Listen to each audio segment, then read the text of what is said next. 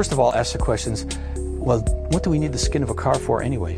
What's it there for? Does it have to be made out of metal? Do we have to make it always in the same manner? Or is it there for different purposes than we thought? In reality, the aspects of crash and stiffness and ride handling can be handled in a space frame type vehicle entirely without the skin.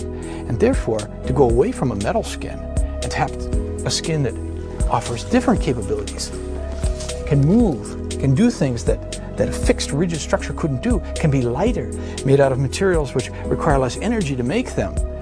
That's something that the Gina Light model brings as a question.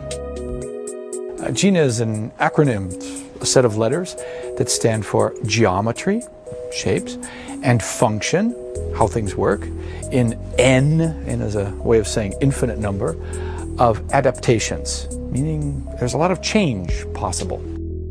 This started a whole chain of ideas within the company here that Gina became not just a model that became a shape or just about cloth as a skin. It became about a thinking process, a philosophy that said, let's do things differently. Let's let materials talk in a different manner. And let's let tooling be a different issue instead of just the way to give us form. Well, one nice thing about Gina is the materials kind of lead the way. It doesn't take very much and you get an idea exactly what this car is going to be like.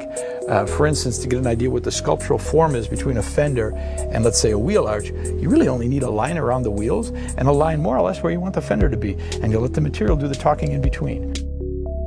And then, just like you would if you were getting a suit made, you made the first mock-up, you made the first forms and patterns, you sewed it up, you tried it out, made another one a little bit closer, and when you finally got the final one, zip, you put it on. It takes about 2 hours to put the skin on this car.